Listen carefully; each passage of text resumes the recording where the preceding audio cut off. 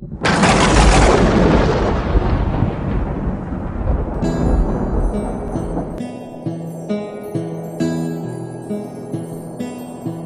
kisah Habib bin Zaid al-Ansori. Ia lahir dari seorang ibu hebat, Umaroh, yang mengangkat senjata dan membela agama Allah Subhanahu wa Ta'ala. Ayahnya Zaid bin Ashim, salah seorang pemuka kaum muslimin di Madinah.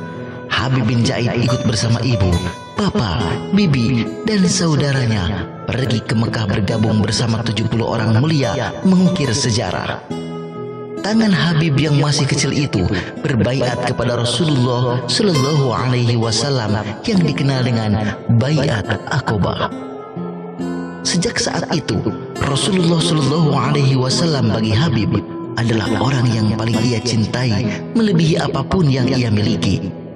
Islam baginya lebih mahal daripada dirinya sendiri, hingga ujian keimanan itu mengangkat ruhnya menuju Tuhannya yang ia rindukan. Musailamah menyatakan keluar dari Islam. Ia menyatakan dirinya seorang nabi. Ia pun mengirimkan surat kepada Rasulullah Shallallahu Alaihi Wasallam. Dari Musailamah Rasulullah kepada Muhammad Rasulullah. Semoga kesejahteraan bagimu. Aku telah berbagi urusan denganmu.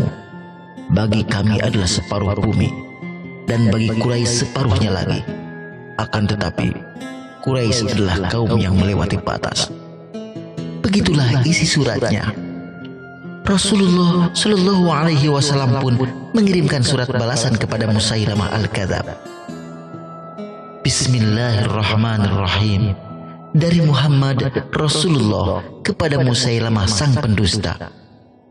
Kesejahteraan kepada mereka yang mengikuti petunjuk.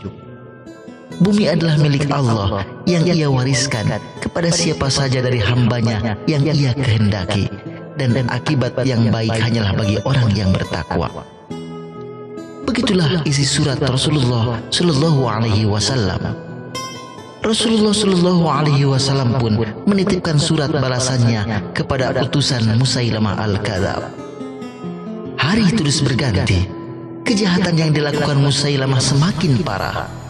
Rasulullah Shallallahu Alaihi Wasallam mengutus Habib bin Zaid untuk membawa surat ancaman menghentikan kesesatan Musailamah al-Kadzab.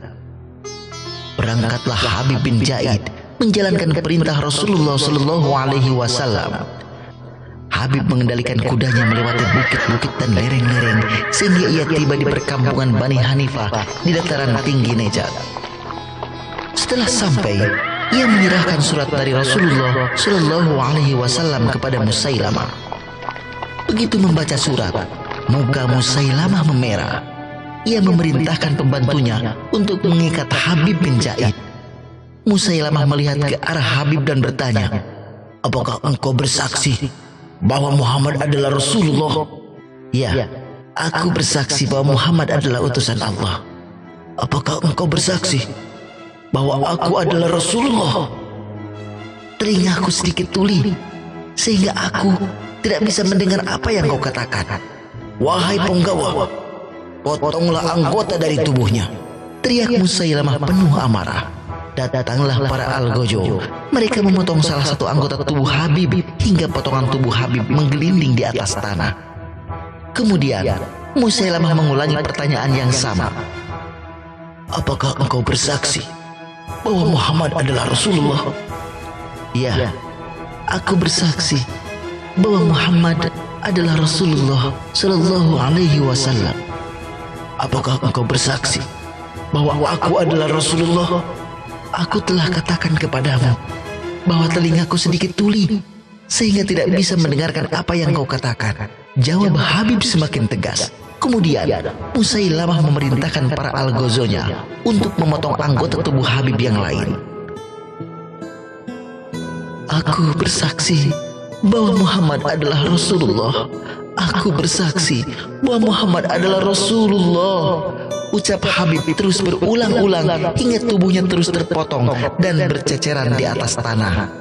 Yang tersisa adalah bibirnya yang terus menyebut kekasihnya, "Muhammad, Muhammad, Muhammad Rasulullah Shallallahu Alaihi Wasallam," yang telah ia baiat pada malam Aqobah.